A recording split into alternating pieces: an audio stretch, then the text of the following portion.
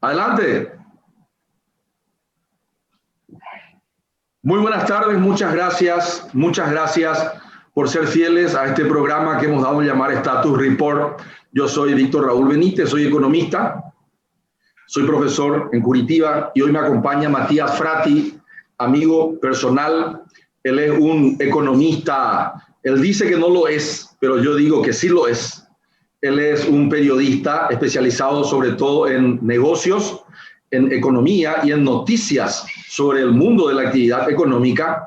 Y hoy nos saluda desde Mar del Plata, con mucha envidia, lo veo, está con un suéter. Yo estoy con una polo shirt en el barrio Seminario Recoleta en Asunción, Matías, una especie de Recoleta de Buenos Aires. Y bueno, te saludo con un abrazo pandémico y te pregunto, ¿cómo está la Argentina? Bueno, muchas gracias, Víctor. Ante todo, un saludo muy grande para todos ustedes allí en Asunción. Como vos bien decís, sí, aquí en Mar del Plata, vos sabés que esta es una ciudad costera. Le contamos también a la gente que quizás no conozca demasiado. La nuestra es una ciudad que tiene mar, por lo tanto está muy regulado el clima a través justamente de esto, ¿no? Del efecto que genera el mar, los vientos y demás. Y por eso hoy me permito estar con un suétercito porque la temperatura es de alrededor de los 20, 22 grados nada más, así que estamos muy cómodos. Pero volviendo al tema que vos decías, desde nuestro trabajo periodístico, y te agradezco por la presentación, yo soy periodista especializado en economía y en empresas, desde nuestro trabajo periodístico venimos siguiendo muy de cerca todo lo que sucede con el sector empresarial, y vos decías, bueno, ¿cómo la estamos pasando aquí en este año 2021? Cerrás por las noticias que deben llegar seguramente allí a Asunción, que la Argentina no está pasando el mejor momento, teniendo en cuenta que aún todavía no se han dado a conocer los datos finales de cómo ha sido la caída justamente de la actividad económica, la caída del PBI durante el año 2020, pero las estimaciones privadas, Víctor, hablan de una caída entre el 12 y el 14%. Y si eso es así, estaríamos en una de las caídas más grandes en todos los países de la región y por supuesto también dentro del contexto internacional, cuando hemos visto países que han caído al 5 o 6%, la Argentina estaría cayendo en su PBI al doble de eso. Por lo tanto, no ha sido un buen año, por supuesto el 2020 para ninguno lo ha sido en términos generales en el mundo, pero me parece que para nosotros en particular nos ha golpeado bastante más fuerte que a otros lugares, ¿no? Ya, Matías, ¿cuáles son los sectores que han salido perdedores en este 14% de caída? Es una debacle prácticamente. Bueno, te puedo mostrar las cifras de Brasil también y verás que inclusive la relación deuda-PIB en Brasil llegó al 100%. Claro. En Paraguay estamos entre el 30 y el 35%. Me cuentas luego cuánto es la relación deuda-PIB de la Argentina y te ruego te pido me repitas por favor, sectores ganadores y sectores perdedores 2020 y 2021, un pequeño forecast, un pequeño pronóstico, por favor. Mira, para ver lo real, lo concreto, es que perdedores han sido casi todos. Pero si tenemos que definir algunos, claramente el sector del comercio y los servicios han sido quienes más han perdido. Vos mencionabas recién Buenos Aires, mencionabas que hacías una comparación con la ciudad de Buenos Aires y Asunción. Para aquellos que conocen Buenos Aires, por ejemplo, el centro de Cava, la ciudad autónoma de Buenos Aires, ha perdido cerca del 30% de los comercios que tenía. Cerca del 30% de los comercios han bajado sus persianas, y este es un dato duro de una realidad que, como te decía, ha golpeado mucho en la República Argentina. ¿Cuántas empresas pymes han cerrado sus puertas? Bueno, la Argentina tiene una estructura de 650.000 empresas pymes, pero durante el año pasado solamente 22.000 empresas cerraron justamente sus puertas, Víctor. Este es un número muy, muy fuerte porque resaltemos justamente que la pequeña y la mediana empresa, la PYME, es la gran dadora de empleo aquí en nuestro país, como lo es también en muchos países de la región. Y desde que comenzó el aislamiento social preventivo y obligatorio en Argentina, lo que es la cuarentena, se perdieron 290.000 puestos de trabajo de esas pymes que han cerrado. Para que te des una idea, estamos en una situación bastante complicada. Te lo llevo a una región más pequeña, como es la zona de Mar del Plata, una zona que te decía turística, costera, por ejemplo. Solamente el año pasado, en 9 meses, desde abril hasta diciembre, La Unión de Trabajadores Hoteleros y Gastronómicos, que es uno de los sectores que es dador de empleo fuertemente a través de los hoteles y la gastronomía, ese sector perdieron 1.400 puestos de trabajo en 9 meses. Puestos de trabajo reales estamos hablando, ¿no? Sabemos que la Argentina, como muchos países, tienen una cantidad de puestos de trabajo informales, trabajo negro, esa cantidad llega al 40% en la economía argentina, pero sin contar eso, en los puestos de trabajo reales se perdieron 1.400 empleos solamente en gastronomía y hotelería en la ciudad de Mar del Plata. Por lo tanto, lo regional ha sido impactado, lo nacional ha sido impactado y lo zonal también. Y particularmente en este lugar, como te decía, Mar del Plata también ha sido afectado justamente por esta situación. Si hay que mencionar algún sector ganador, como vos preguntabas, ¿cuál es el sector ganador en este contexto? Bueno, claramente lo que se ha mantenido, no sé si ha ganado, pero lo que se ha mantenido es establemente la venta de productos farmacéuticos, por ejemplo. Lo que es la industria farmacéutica no ha tenido grandes pérdidas y hay mucha expectativa de que la industria farmacéutica sea justamente una de las que se mantenga a flote justamente como pasó. Vos recordarás lo que fue la gripe A, que también afectó a buena parte del mundo. Aquí en la Argentina, de 21 o 22 subsegmentos de la actividad económica que mide una importante entidad como es la Cámara Argentina de la Mediana Empresa, 21 de ellos daban pérdida en ese año 2009. Solamente uno daba que se sostenía o que tenía alguna ganancia, que era el sector de la industria farmacéutica. Así que eso se repite, y el agro también, en este contexto, en esta situación donde las commodities están volviendo a tener buenos resultados en materia económica en el mundo, también el sector agropecuario ha sido uno de los ganadores. Pero ahí hay que hacer también una particularidad o una salvedad justamente en esto que te estoy contando, porque la Argentina tiene un sistema de retenciones a todas aquellas exportaciones que ingresan justamente del sector agropecuario. Retenciones que llegan al 30% en algunos de sus cultivos, como es el cultivo de la soja. Para que vos te des una idea, Víctor, yo supongo que un productor agropecuario en Paraguay, como lo sucede también en Uruguay o en Brasil, cuando venden y liquidan exportaciones, reciben el precio en dólares de lo que están vendiendo. En la Argentina, un productor que vende una tonelada de soja, lo que recibe es el precio de la tonelada menos los impuestos de exportación, que son estas retenciones. Por lo tanto, un dólar que está a moneda oficial en 94 pesos en nuestro país, que en el mercado paralelo o el contado con liquidación, que es otro dólar particular de la Argentina, se comercializa a 150 pesos, el productor recibe una paga del precio oficial, que es al precio de su venta de 85 pesos, menos el 30% por la retención. Por lo tanto, ese dólar le queda entre 55 y 57 pesos. Claro, la gente dice, bueno, cuando me doy vuelta a tratar de reponer justamente parte del capital, no alcanza lo que se vendió porque gran parte de esa venta se la lleva justamente el Estado a través del impuesto y porque la otra parte se la queda justamente el mercado con esta diferenciación de lo que sale un dólar desde el precio oficial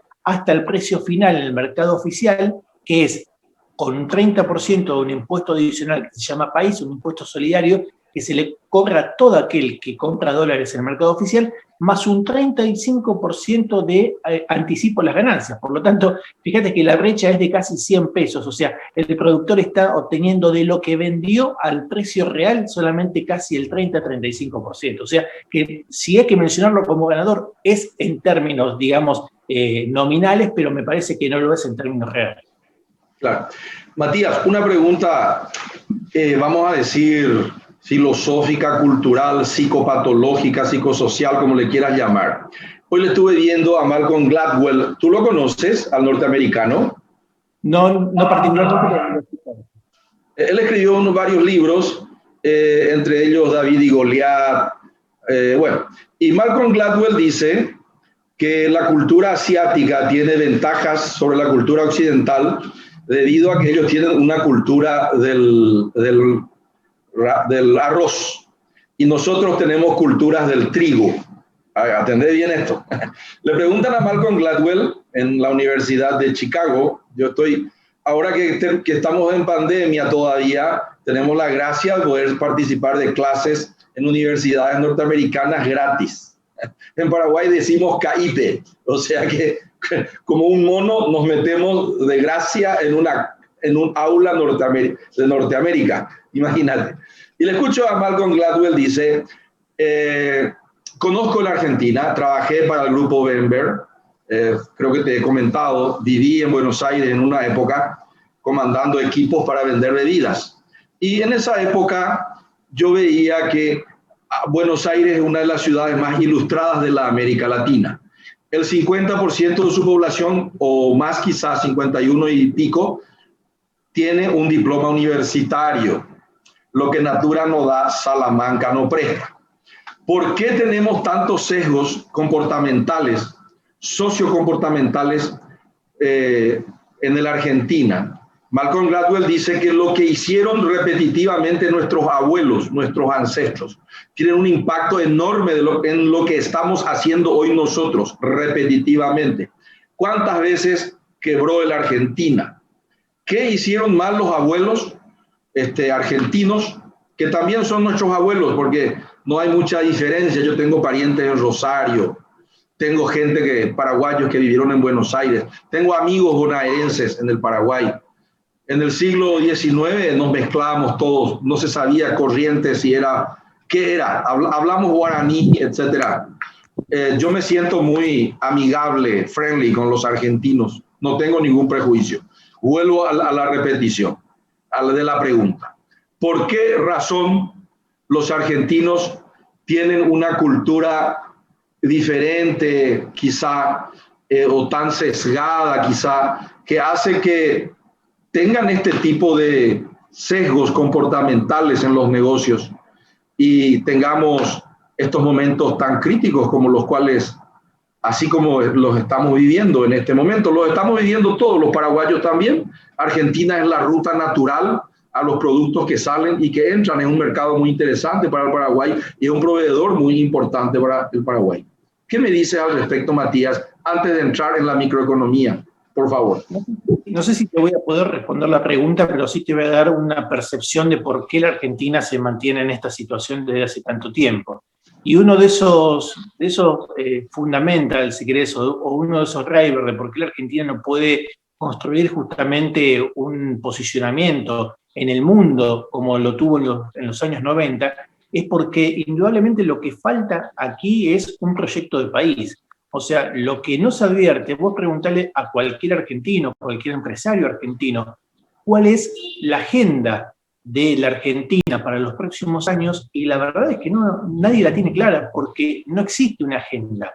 Lo que falta es quizás un acuerdo macro desde la dirigencia política argentina. Cuando decimos la dirigencia política, no son solamente los políticos y los gobernantes, ni los políticos que están en la oposición, sino que la dirigencia en su conjunto, las instituciones intermedias, las cámaras empresariales, los sindicatos, las ONG que tienen un rol importante justamente dentro de cómo mediar en esta situación, para encontrar unos 10 puntos de acuerdo, Víctor, que le permitan a un país que tiene riquezas naturales, que tiene capacidad, como vos decías, en su gente, como para ponerse en funcionamiento y agregarle valor a distintos sectores de la economía, encontrar los fundamentals o los drivers que le permitan justamente en un mismo tiempo y espacio dirigirse hacia un lugar.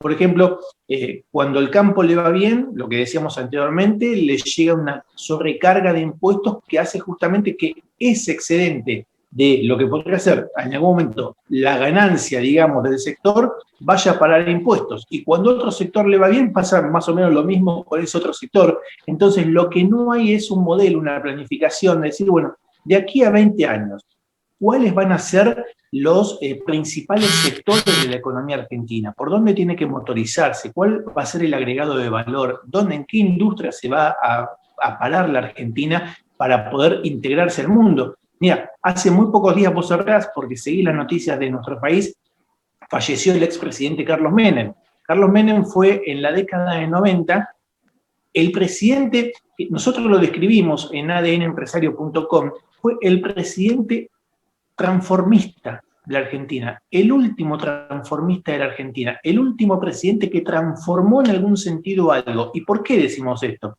Porque la Argentina venía con un modelo fuertemente arraigado en lo que era el estatismo, con muchas empresas del Estado que tenían un rol importante, pero a la llegada de Menem lo que hubo fueron transformaciones. Se aplicó un sistema de jubilación privada que de alguna forma también contribuyó para que en ese momento las empresas pudieran empezar a darle bonos a sus mejores empleados en la capitalización justamente de su retiro a futuro. Después esto fracasó 10 años después porque se derogó justamente ese sistema. Que se fue hacia un lado para luego volver hacia el lugar donde estaba. Se fue de la privatización al estatismo nuevamente.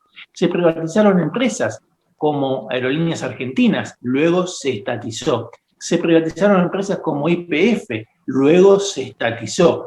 Se liquidaron algunas empresas mal liquidadas, esto es verdad, porque no se liquidaron al valor justamente que tenían de mercado. Eso fue lo que dañó de alguna forma la imagen de ese proceso de reestructuración o de transformación que iba llevando la Argentina, y se achicó el Estado. Claro, en ese achicamiento del Estado, muchas personas perdieron su empleo y este fue el costo social que tuvo justamente esa década. Pero no olvidemos que también en esa década muchos argentinos lograron lo que después nunca más consiguieron, que era poder comprar el techo propio, porque había acceso al crédito hipotecario. Vos sabés que en muchos países un crédito hipotecario se consigue a 20, 30 años para poder capitalizarlo y para poder pagarlo. En la Argentina hoy no hay crédito hipotecario y hay un déficit habitacional de más de 3 millones de propiedades, de unidades habitacionales para que la gente pueda vivir. Eso obliga a crear un mercado secundario de la vivienda, que es a través de los alquileres, y un mercado secundario a través del crédito hipotecario, que le ha hecho mucho mal a muchas personas en el último tiempo.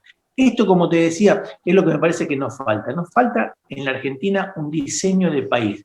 Hacia dónde se quiere ir, cuánto tiempo tiene que tardar ese objetivo, de qué forma se puede planificar, cuáles son las metas que hay que ir verificando para ver si se alcanzan o no, y fundamentalmente acuerdo de todos los sectores, político, institucional, gremial y de las ONG para poder llevar adelante ese proyecto. Más allá de que después vengan distintos signos políticos en el turno de gobierno, lo que faltan son políticas de Estado, donde definas 10 políticas de Estado y se cumplan. Eso es lo que me parece que está faltando. La volatilidad de la economía argentina es más una cuestión antrópica que una cuestión climática como es en el Paraguay. Nosotros tenemos una volatilidad enorme, pero hemos llegado a algunos acuerdos a pesar de la enorme corrupción que hay tanto en el sector público como en el sector privado. Una evasión enorme, también en Paraguay. Pero se llegaron a algunos acuerdos como la independencia del Banco Central en Paraguay, muy importante, estabilidad monetaria interna, externa, una devaluación predecible y una inflación también previsible, les da a los empresarios la posibilidad de hacer una planificación estratégica que por lo que me estás contando no se puede dar en la Argentina de hoy. Quisiera ahora hacerte algunas preguntas puntuales sobre algunos sectores que conozco para ver cómo están, por lo menos en términos de feeling, si no manejas cifras. Argentina es un país muy vigoroso, por lo menos era en la época en que yo era ejecutivo de multinacionales, en el mundo de los alimentos y de las bebidas. Bueno, hoy el grupo Bember fue comprado por Ambev InBev, de este monstruo argentino, de estos 4, Beto Sicupira, Jorge Paulo Liman, y enseguida voy a recordar los otros 2, que es Ambev InBev. ¿Cómo está el mundo de las bebidas, de las embotelladoras? Segunda pregunta. En alimentos, Argentina tenía el grupo Arcor, una de las multinacionales más grandes del mundo en materia de alimentos, en todos los tipos de alimentos, golosinas, dulces, productos enlatados, que exportaban all over the world, al mundo entero. ¿Cómo están esos 2 segmentos, alimentos y bebidas? Y un tercer sector que también me interesa era el clúster automotor o automotivo o de montadoras cordobés y rosarino. Según yo entiendo, eran 2 grandes clústeres. Esos 3 sectores, ¿cómo están, por favor? Y después vamos a Buenos Aires. Te cuento, para empezar por el inicio, bebidas en particular. Estás bien sentado por lo que veo, ¿verdad? Sí. Bueno, el día de ayer se dieron a conocer datos de consumo en cuanto a bebidas. La caída fue del 7,7%. Esto marca claramente cuál es la situación justamente de las familias argentinas. ¿Y por qué? Me parece que es un dato relevante. Durante los últimos años, incluso superando muchas crisis, el sector de alimentos y bebidas ha sido un sector inelástico, un sector que siempre se mantuvo, digamos, sobre la línea de flotación en cuanto a los términos de consumo. Podría tener una variación del 2-3%, quizás una negativa del 0,2%, pero estaba ahí, estaba siempre en los mismos términos. Ayer se dio a conocer el dato que sorprendió, que tiene que ver con esta caída del 7,7% en bebidas, un sector que no cayó nunca y que ahora empezó a caer. ¿Por qué se da esta situación? En gran medida por la falta de liquidez, por la falta de dinero que tienen las familias, pero ya marca también que las prioridades se están pasando por otros lugares. O sea, antes restringir la comida y la bebida era lo último que hacía una familia. Ahora se está llegando casi a lo último. Y esto se ve también en los aumentos inflacionarios que se van dando mes a mes. Nosotros venimos de 4% de inflación. Y hago una pausa, porque quizás algunos se estarán preguntando, ¿estamos parecidos a Paraguay? No. 4% de inflación mensual en el mes de enero, lo cual estima y proyecta justamente para todo este año, si uno multiplicase por 12, que sería lo más fácil, 48%, pero sabemos que no es así, se habla de una inflación que puede llegar al 60% en estos valores que estamos teniendo hoy, sin mencionar también que hay un periodo de arrastre de la inflación o de inercia que puede llegar a disparar un poco más según lo que suceda. Hemos tenido en los últimos 45 días 5 aumentos de combustible líquido, tanto de la nafta como del gasoil. El gasoil es el 90% del valor del consumo del combustible en la logística, y eso también aumenta justamente los precios. El incremento en estos 45 días de los combustibles fue del 12%.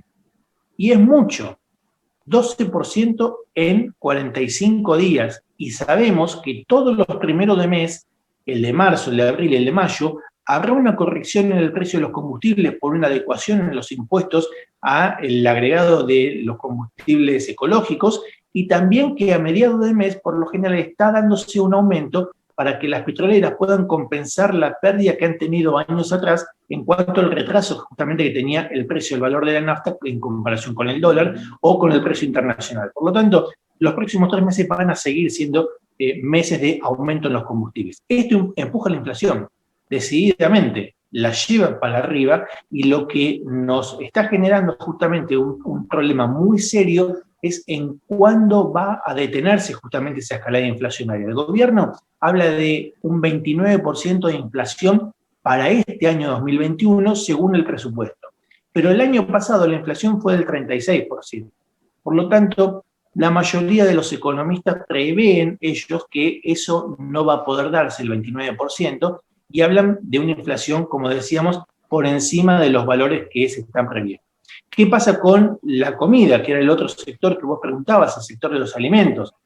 El sector de los alimentos por ahora se mantiene justamente en lo que es la parte industrial. No se han reportado grandes cierres de industrias alimenticias, más allá de lo que habitualmente puede ser la compra de una empresa a manos de otra, fusiones y demás, pero el mercado está bastante tranquilo, bastante calmo en eso, y lo que ha logrado el gobierno sí es que no haya despidos en ese sector, porque hay una ley que impide justamente despedir a las personas durante todo este tiempo de la pandemia. Por lo tanto, eso no se ha dado en el último tiempo. Y en cuanto a los clústeres de autos, los automotores, tanto en Córdoba como en Rosario, para que te des una idea, ayer hubo otra noticia que también necesito que estés bien sentado para ver si la puedes recibir bien y tu audiencia también. ¿Por qué? Porque los operarios de una fábrica japonesa en la Argentina decidieron no hacer horas extras. ¿Por qué? Porque si hacían horas extras, lo que ganaban fruto de esas horas extras lo perdían porque se pasaban del mínimo no imponible de impuesto a las ganancias. Por lo tanto, iban a cobrar menos trabajando más haciendo horas extras que si se quedaban justamente esas horas descansando. Así es como está trabajando, digamos, el sector de la industria en la Argentina, y son cosas que necesitan correcciones. porque si la empresa le estaba pidiendo hacer horas extras a sus empleados, quiere decir que demanda tenía en algún punto que la estaban pidiendo las concesionarias, o quizás también alguna línea para exportar a algunos de los países vecinos, pero no se puede dar justamente por esta situación. Y eso hizo que el presidente Alberto Fernández hoy mismo publicara justamente un oficio para que en sesiones extraordinarias del Congreso se pueda tratar la ley de modificación del impuesto a las ganancias, que eleva el piso del mínimo no imponible justamente para que los trabajadores que pagan ganancias no se vean afectados en esta situación. Es un tema de incentivos. Ahora estoy aprendiendo bastante contigo. Empresarios del sector primario desincentivados por las retenciones y trabajadores del sector secundario, automotor, que es una aguja muy importante para medir la actividad económica, parece que podría estar con una demanda insatisfecha, necesitan hacer horas extras y el impuesto a la renta personal les jode, hablando en sencillo. Eso es lo que está pasando. Buenos Aires ahora, ¿cómo está el mundo del real estate? Inmuebles, alquileres y ventas, los barrios cerrados, tipo Nordelta y compañía. ¿Cómo anda Constantini? Creo que es el gurú de los desarrollos inmobiliarios para ricos. Y luego te pregunto, ¿cómo están los choripanes? ¿Cómo están las parrillas? ¿Cómo está Palermo Soho? ¿Y cómo está Palermo Hollywood? Bueno, vamos por parte. En lo que tiene que ver con el sector del real estate, como vos sabrás, ahí hay un universo muy grande en Buenos Aires. En lo que hace a los barrios privados hay muchos proyectos y muchos desarrollos. No se han detenido, a pesar justamente de las distintas situaciones económicas. Y también la construcción ha seguido avanzando, teniendo en cuenta que quedó barato construir en la Argentina justamente por esta cuestión monetaria, estos valores que tiene justamente el dólar, y que aquellas personas que tenían sus ahorros en dólares o aquellos que tienen excedentes de ahorros en pesos y que no pueden comprar dólar en el mercado oficial, lo que han hecho es tratar de volcar justamente esos recursos a la construcción, tanto en barrios privados como participando también de distintos proyectos edilicios, en pozos que hay en todo el país. Esto se está trabajando mucho en distintas provincias del interior de la República Argentina. Ahora, ¿qué ha pasado también? Que el precio de la construcción aumentó. O sea, lo que antes era una oportunidad, también de alguna forma se fue ralentizando porque los valores fueron creciendo un 30% de un año al otro en cuanto a lo que tiene que ver con los materiales de la construcción. Esto incidió básicamente en aquellas familias o personas del nivel más bajo que estaban en ese momento en la construcción, que vieron demorados algunos proyectos, pero no se paralizaron las obras ni tampoco las operaciones en los distintos barrios privados que también están proliferando, no solamente en Buenos Aires, sino en el interior del país. Por otro lado, ¿qué pasa con el choripán? ¿Qué pasa con la parrilla? Que muchos sabrán lo sabrosa que es la carne argentina, la carne de nuestro país, como en el Uruguay también. Ustedes también tienen muy buenos cortes, pero aquí lo que está pasando es que el sector gastronómico y el de las parrillas ha sido uno de los más afectados justamente por la situación de crisis de la cuarentena. ¿Y por qué, Víctor? Porque la gente dejó de salir. Al dejar de salir, dejó de ir a los restaurantes, a los teatros. Recién ahora la calle Corrientes, la avenida Corrientes en Buenos Aires, que es una avenida tradicional del teatro en la República Argentina, recién ahora está teniendo un poco más de movimiento, con salas que están al 50% de aforo. Pero no todos los que van al teatro luego van a cenar, no todos van a la parrilla, y eso es lo que ha hecho que, por ejemplo, los cortes de parrilla hayan quedado también de alguna forma más baratos en las carnicerías, porque cayó el consumo en las parrillas y esos cortes fueron derivados justamente al retail, o sea, a los supermercados, a las carnicerías y demás. Así que en ese sentido, ese dentro del sector comercial y gastronómico ha sido uno de los sectores más golpeados dentro de este contexto, el sector de las parrillas, y algunas muy tradicionales han bajado sus persianas, incluso en la ciudad de Buenos Aires. Matías, espectacular, se me acabó el tiempo. Voy a invitarte para una próxima entrevista en las próximas 2 o 3 semanas. Quiero que profundicemos un poco más, no solo en este programa, en otros también que tengo dentro del diario 5 Días. Y desde ya también estás invitado a escribir una columna semanal, quincenal o mensual, te voy a hacer un convite formal por mail. Y bueno, me despido con un abrazo pandémico de nuevo. Te deseo mucho éxito en el año 2021. Quizá hagamos algunos programas juntos en este año. Estaré llamándote por teléfono y en cualquier momento me tomo un vuelo a Buenos Aires para ir a comer a El Establo, ahí cerca de San Martín, casi Córdoba.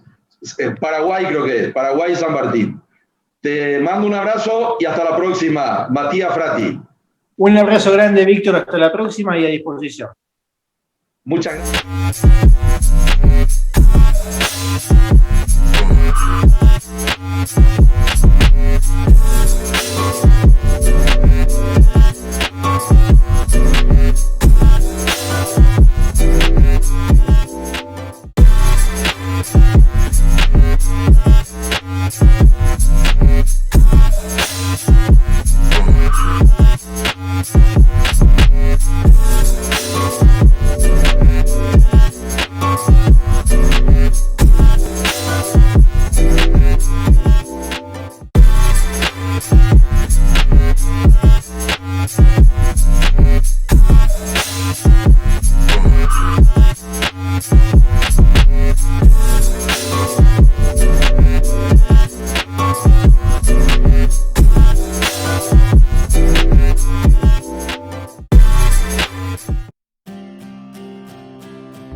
Invertí en tiempo para vos.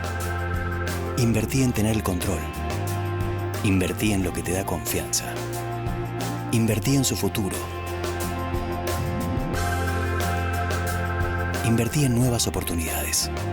Invertí en trato personalizado. Invertí en vos mismo. Descubrí nuevas alternativas de inversión. Puente. Soluciones financieras.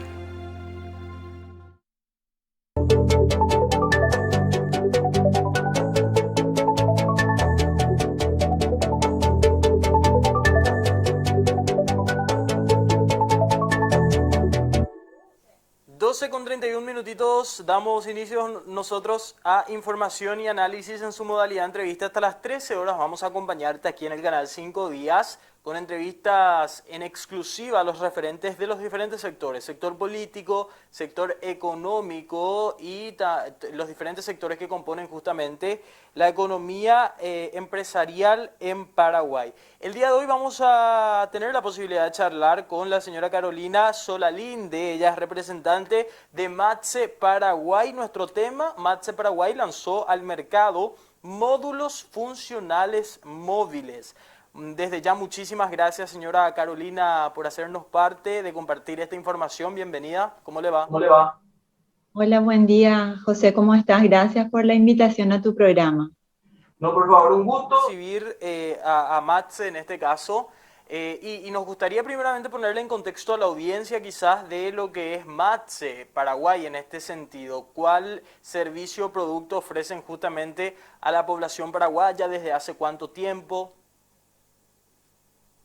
Bueno, nosotros ahora lanzamos un producto nuevo. Estamos haciendo un lanzamiento de una revolución, digamos, en lo que sería el concepto de modificación de contenedores marítimos para su uso habitacional, comercial, gastronómico.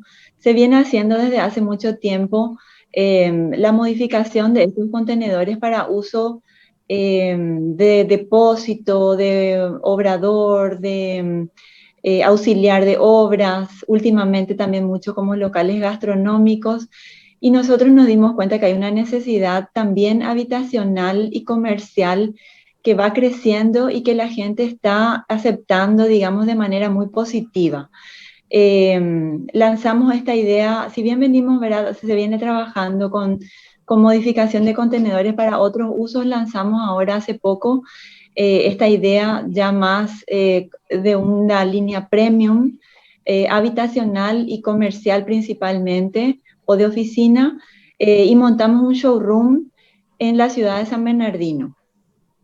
Es espectacular realmente. Una premium entonces, una solución habitacional, una solución de espacio en este caso, que desde MATSE Paraguay deciden lanzar al mercado paraguayo, y nos gustaría saber desde hace cuánto tiempo se realizó este lanzamiento y cuál está siendo la aceptación del mercado, del nicho del mercado al cual en un principio estaban apuntando.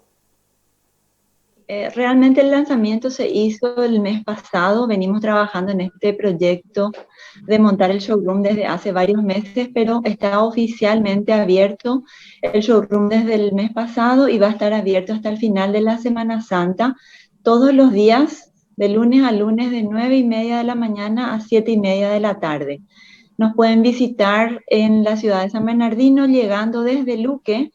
Sería una cuadra antes de donde empieza la doble avenida que termina en la Copaco, en el semáforo de la Copaco. Estamos sobre la ruta, súper accesible y la verdad que estamos teniendo una aceptación súper positiva, con mucho orgullo te puedo decir que la gente se sorprende cuando llega. Nosotros presentamos allá 2 módulos, uno habitacional monoambiente, que consiste en un módulo agrandado. No tiene las mismas medidas estándares de los contenedores tradicionales, es más ancho y más alto que lo normal, lo cual le da una amplitud diferente. La gente entra al showroom y se sorprende porque no parece que está dentro de un contenedor.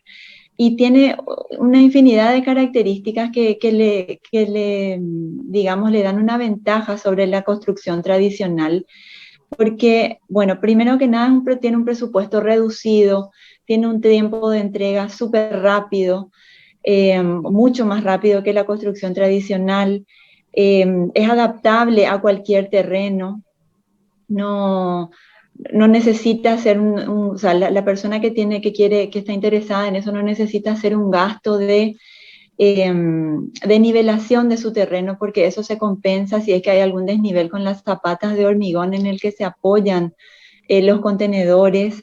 Tiene un menor tiempo de ejecución, como te decía, uno se ahorra el problema del albañil, del arquitecto, del plomero, del personal que está trabajando en el terreno, en la casa, ¿verdad? A veces. Y además de eso tiene una arquitectura modular. Como es fácil de montar, es un trabajo metalúrgico el que se hace básicamente, ¿verdad? Se puede ir adaptando, creciendo de a poco, agregar más adelante otro módulo más con otra habitación o con otra oficina, o ir creciendo de a poco de manera ordenada y linda, digamos, no así a veces como esos injertos que veíamos en las casas de antes que íbamos haciendo de a poquito y que iba creciendo de manera desordenada y después en el conjunto no quedaba muy bien, ¿verdad? Estos módulos son móviles, fáciles de transportar.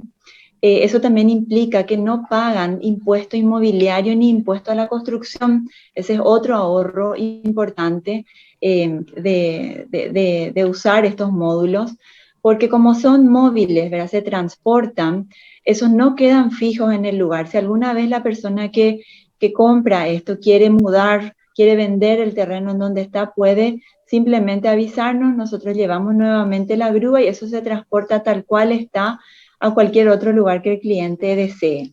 Señora Carolina, sobre el punto nada más, consultarla, disculpe que la interrumpa.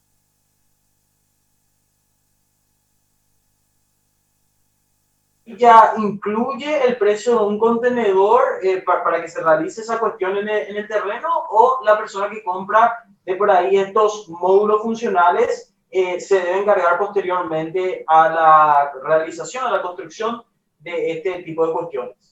Eso depende de la instalación sanitaria y eléctrica que la gente tenga ya en el terreno en donde quiere ubicar el contenedor.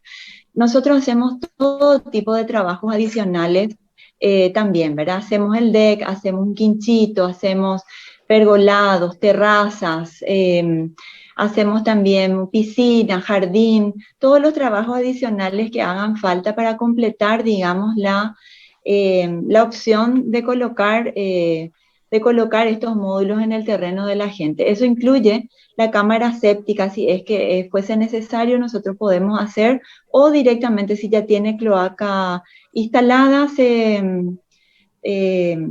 conecta simplemente la conexión que viene con el contenedor a la instalación existente.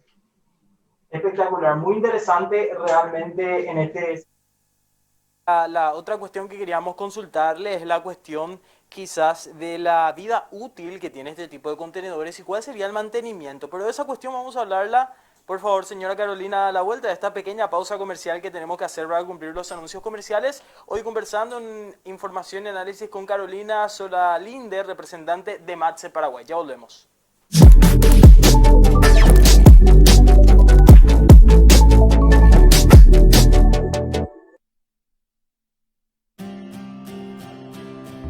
Invertí en tiempo para vos. Invertí en tener el control. Invertí en lo que te da confianza. Invertí en su futuro. Invertí en nuevas oportunidades. Invertí en trato personalizado. Invertí en vos mismo. Descubrí nuevas alternativas de inversión. Puente. Soluciones financieras.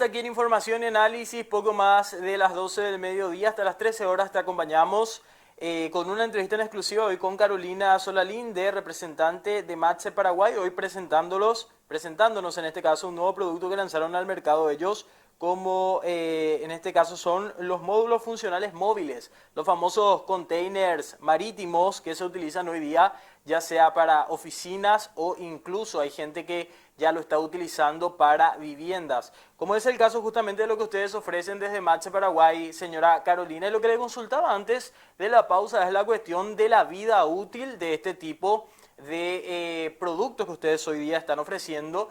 ¿Cuál es el tiempo de vida útil que se podría estimar y también el mantenimiento que se le debe dar cada cuánto tiempo y de qué forma? Sí, estos módulos están preparados, digamos, para tiempos severos. Están hechos de fábrica para soportar todo tipo de inclemencias del tiempo, para soportar cargas pesadas. Están completamente sellados. Nosotros, aparte de eso, le agregamos una aislación térmica y acústica completa. Le hacemos un tratamiento exterior también de varias capas de protección y realmente necesitan igual o menor mantenimiento inclusive que cualquier construcción tradicional. Tienen el tiempo, es un tiempo de vida útil prácticamente eterno, igual que cualquier construcción tradicional, siempre y cuando se haga mantenimiento regular de lo que sería el exterior, básicamente, porque al tener la aislación completa, digamos, todo alrededor y el tratamiento externo especial que nosotros le hacemos, también quería resaltar que tampoco tenemos nunca problemas de humedad. Primero, porque está sellado completamente, y segundo, porque nunca se apoyan en el piso. Siempre están por lo menos a 17 centímetros del suelo. Entonces, ese famoso problema de humedad que tenemos en las casas es algo que no tenemos en estos módulos. Es una gran ventaja realmente. O sea, por ahí el problema que se podría presentar tendría que ver con la oxidación del material, no sé si esto es posible, pero al no entrar en contacto con el suelo, se podría dar esto tras